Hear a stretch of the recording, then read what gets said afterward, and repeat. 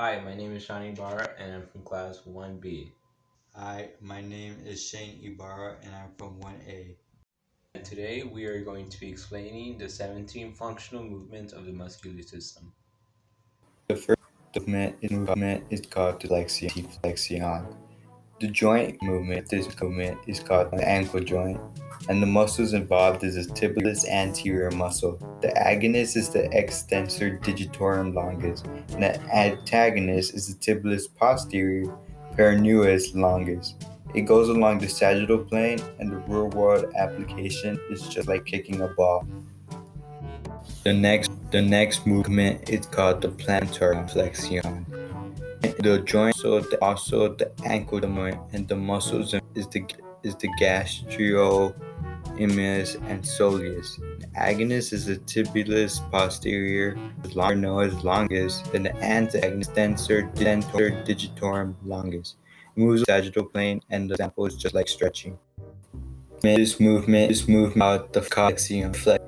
Located is elbow joint, and are the biceps and the femoris. The agonist is the biceps and the antagonist is the triceps. It moves along from the sagittal plane, and for the real world example is just like raising a hand in class. And movement is extension, with this movement being elbow joint and shoulder joint. The muscles involved in this movement is the anterior deltoid pectoral and it is major. The agonist is triceps with the antagonist being the biceps. It is in the sagittal plane move, and an example is putting your hand down in class. The next movement is called hyperextension. The joint involved in this movement is the elbow joint. The muscle involved is the anterior deltoid, pectoralis major, and coracobrachii.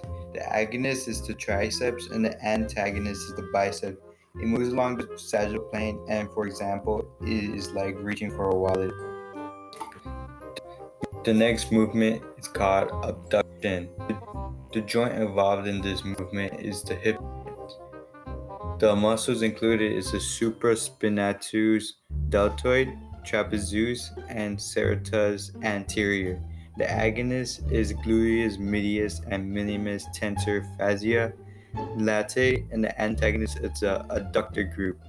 It goes along the frontal plane, and a real life example is yoga. The next movement is movement adduction. The joint involved in the movement is the hip joint.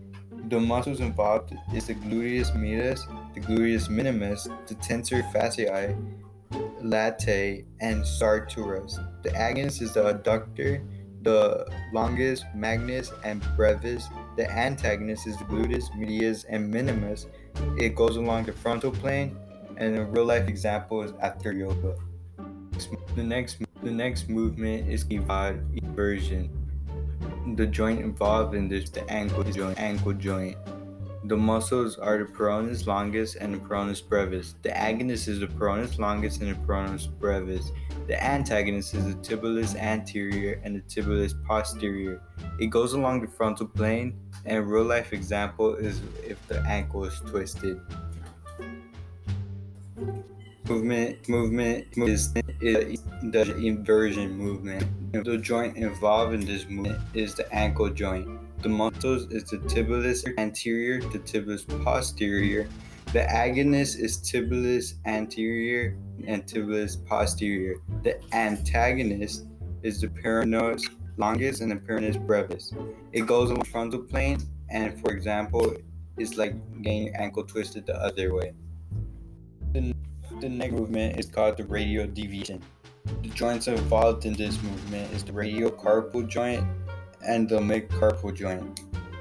The muscles is the flexor carpi radius, the extensor carpi radius, the longest, and extensor carpi radialis and brevis muscles. The agonist is the extensor carpi radialis longus. The antagonist is the extensor carpi radialis longus. It moves along the frontal plane, and a real life example is waving your hand.